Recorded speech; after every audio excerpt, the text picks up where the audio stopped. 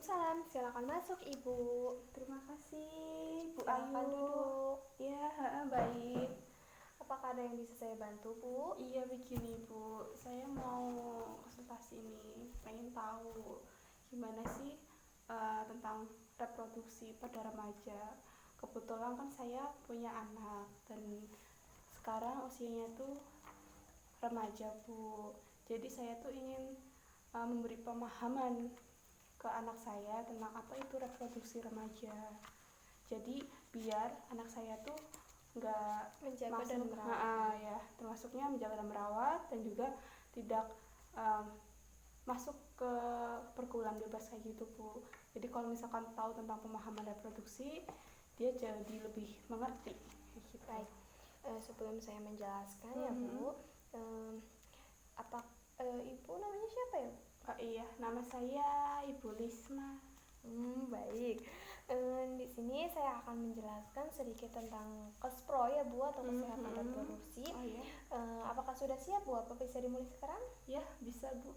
Baik Bu, saya akan menjelaskan tentang KESPRO atau kesehatan reproduksi itu sendiri. Apa sih itu kesehatan reproduksi? Pentingkah kita menjaga reproduksi kita? Yang pertama itu ada definisi kesehatan reproduksi remaja, yaitu kondisi sehat yang menyangkut sistem fungsi dan proses reproduksi yang dimiliki oleh remaja. Yang pertama yaitu ada masa awal, masa pembagian pada usia remaja, masa remaja tengah, dan masa remaja akhir. Bisa dilihat gambarnya ya Bu. Masa remaja itu ada remaja awal, tengah, dan akhir. Bagian usia pada remaja yaitu masa remaja awal, umur antara 10 sampai 12 tahun, Bu. Jadi umur anak Ibu berapa ya, Bu? Oh, umur anak saya itu 15 tahun. Oh, berarti itu masuknya pada masa remaja tengah, antara 3 sampai 15 tahun. Masa remaja akhir yaitu umur 16 sampai 19 tahun.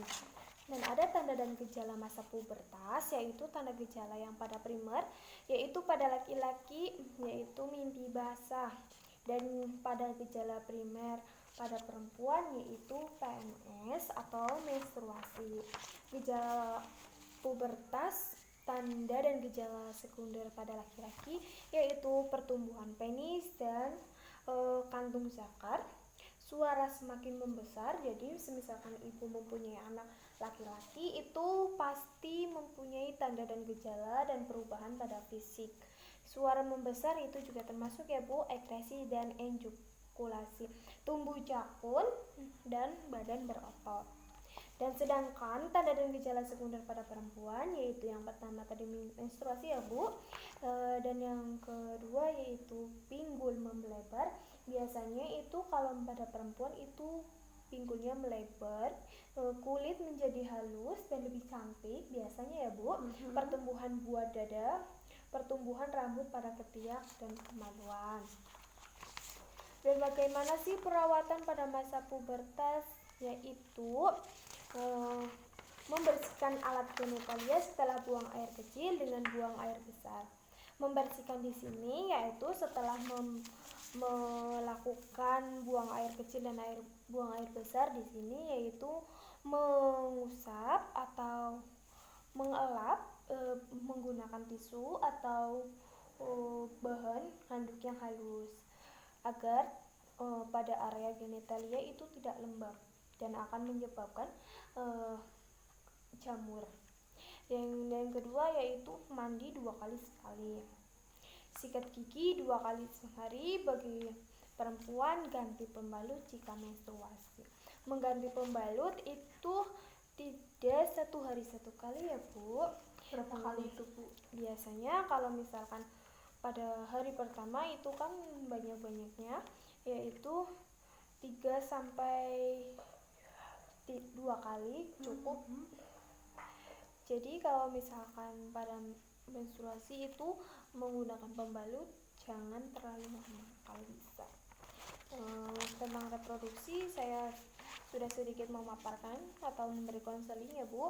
Apakah ada yang mau ditanyakan lagi? Ya, sudah jelas Bu, saya rasa. Kalau gitu saya permisi dulu. Terima kasih atas ilmu yang Ibu jelaskan tadi, sungguh sangat bermanfaat. Nanti bisa saya jelaskan juga pada anak saya. Iya, bisa jelaskan pada anak dan saudara-saudara yang memasuki masa remaja awal, tengah, dan masa remaja akhir. Ya Bu, terima kasih sekali lagi. Kalau begitu saya permisi dulu ya Bu. Iya. Assalamualaikum. Waalaikumsalam. Hati-hati ya, Bu. Ya.